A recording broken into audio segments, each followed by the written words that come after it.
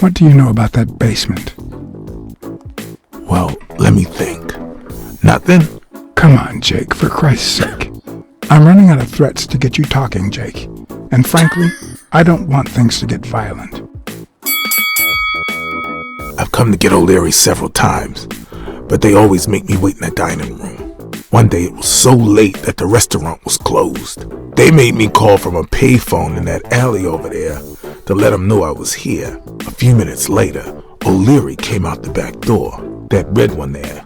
All right, you stay by the payphone. Wait till I'm inside. If you see anyone, call the same number you did that one time. Got it? Screw you! A promising night indeed. No, the plan will only work if O'Leary doesn't know I've been here. Oh, stupid duck! You're despicable. Stupid rabbit! What's up, Doc? Stupid Would he even notice if I got in? Does he Stupid need a shotgun to deal with suppliers? Stupid pig! I'm guessing it lights up when they ring at the main door. Maybe it leads to the basement. Stupid coyote! Could it be an elevator shaft? How does this thing open? Stupid rabbit! Something tells me he'd notice me no matter how stealthy I was. Why did you say? Danger, Will Robinson! Danger! What the fuck is wrong with... What the hell is this bullshit?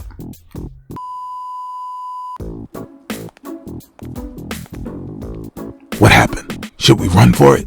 Do I look like I'm in a hurry? There's a trapdoor on the ground, right by the restaurant. Does that sound familiar? Huh? He don't stop. The restaurant or the trapdoor? Okay. Forget it. Are you done? What do you think? There's a guy watching TV inside the restaurant. A red panda, I think. Doesn't ring a bell. I don't recall any panda waiters. What's taking you so long? You want to switch places? From the back door, I can see a hall that might lead to the basement. Does that sound familiar? O'Leary sometimes comes from a hallway, but who knows if it's that one? I need you to go to the front door and ring the bell. Alright, is there a bar in that alley? Have you been drinking? Count to 30, ring the bell, then run for the car. Got it? Whoa, you better send a bunch of Natalias my way after this. So, now what are you gonna do? I'll open the door with my lockpicks. Once I'm in, I'm still not sure if I'll take the hall or the door on the right.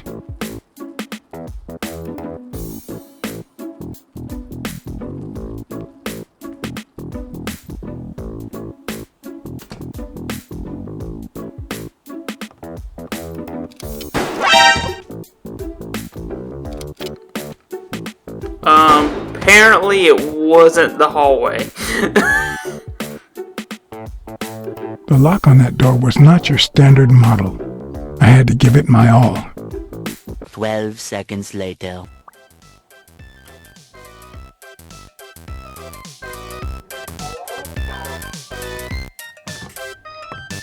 Now how the hell am I to get back out of this place? Is my question.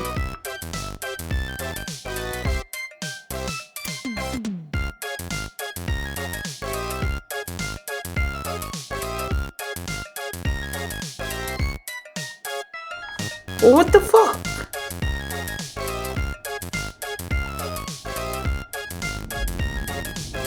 Oh shit. What? Why would I do it right now? Oh, Nope. no, not now! Some answers only come to you when it's far too late. Oh, Nope. no, not now! I don't. Some answers I don't only come to understand you where I'm when it's supposed to go. far too late. Wait, what? What the fuck was that? Oh, no, not now! I think I'm about fucking. Some answers only come to you when it's far too late. Let me. It was right. Come on.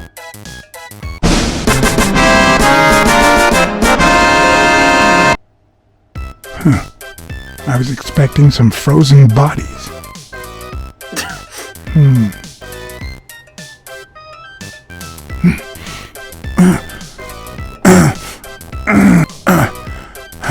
It won't budge.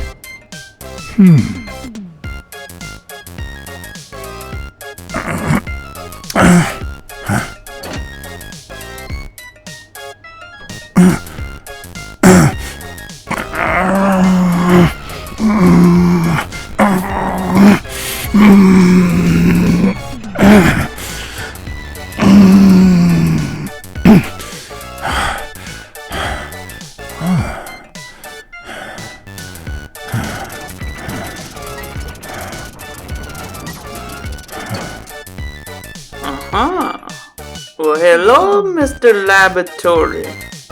The odds are incredibly in Stone's favor.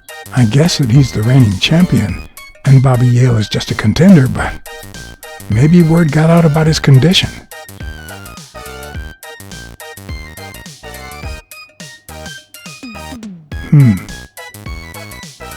There's hardly anybody betting the There's one box. on each table, except this one. Wow, I didn't realize you could place so many bets on a single baseball game. A little thingamajig that adds on its own. What'll they think of next? What? Oh, it's a big calculator.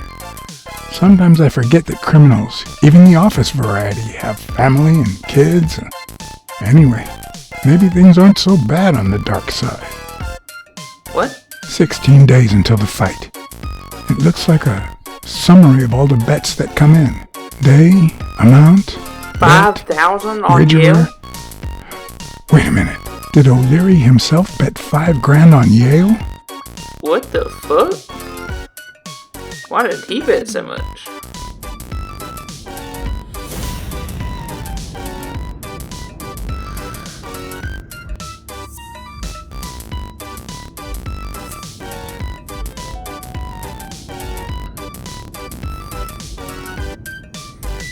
Huh. That lizard isn't Yale's doctor.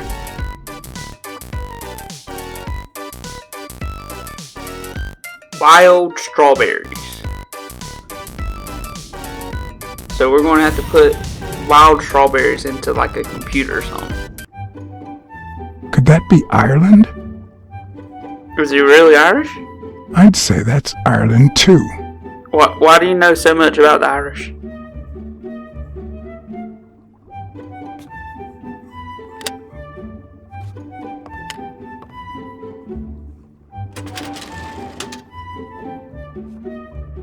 The painting concealed file after file of celebrity reports with all sorts of shady information, ranging from S to Z.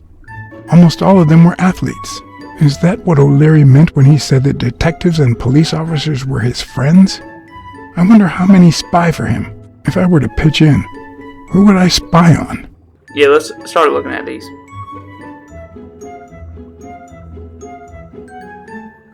In Bobby Yale's folder, all I found was a log of his incredible stats as an aspiring champion. 20 victories, 16 by knockout. Although, at the end of the report, someone had underlined one word several times. Untouchable. Yeah, let's look at this Tim Feller. Thorpe had been a rising football star before the war, which he came back from with honors and decorations. After the truce, he resumed his career. He won 3 season trophies and a couple of MVP awards. He retired after an accident that left him paralyzed from the waist down. He started his own sports advertising agency 4 years ago, but according to the files, O'Leary hadn't even tried to corrupt him. So he's a good guy?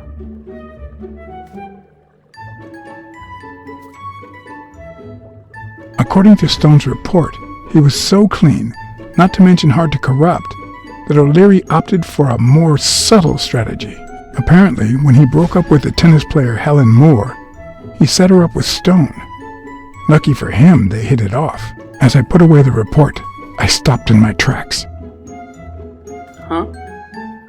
Did I really want to risk knowing what O'Leary had on my good friend, the incorruptible police commissioner? Of course. We need to know if something's wrong. I sighed in relief. O'Leary had tried to buy Smirnoff on several occasions, but failed. Luckily, O'Leary had nothing on him, or me. Wait, sir, don't be stupid. This motherfucker's gonna leave it on and shit.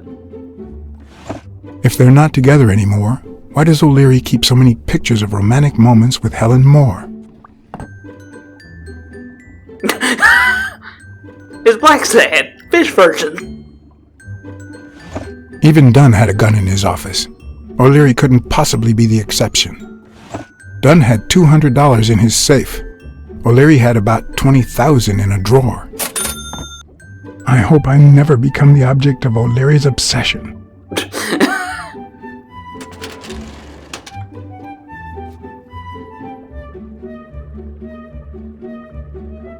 The report on Yale's father was the shortest of all, since only his name was left. Why?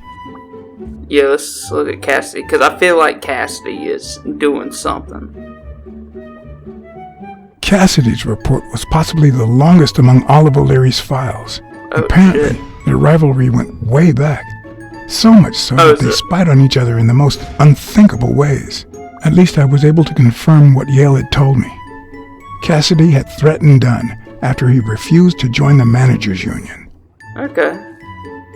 So Cassidy is against O'Leary at the very least.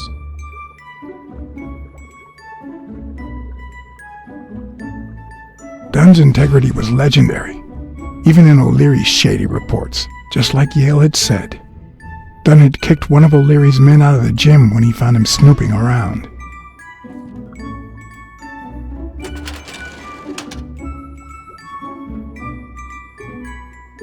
Okay, let's see.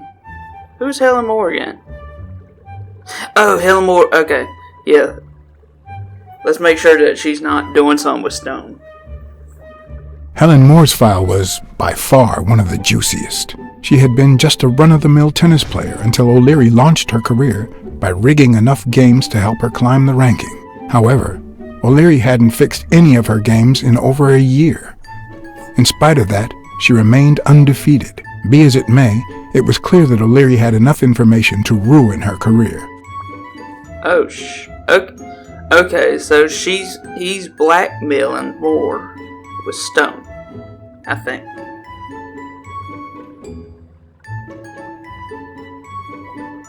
Strange as it may seem, the reports revealed that O'Leary had hired Jake as a bodyguard precisely because he was absolutely clean. Apparently, he liked to surround himself with honest people when he mingled with the high society. So we can trust Jake. So we're just going to leave these on and get caught, huh? Oh, I need to try that safe. That is right. A Crossler? The good news is, I don't need lockpicks to open it.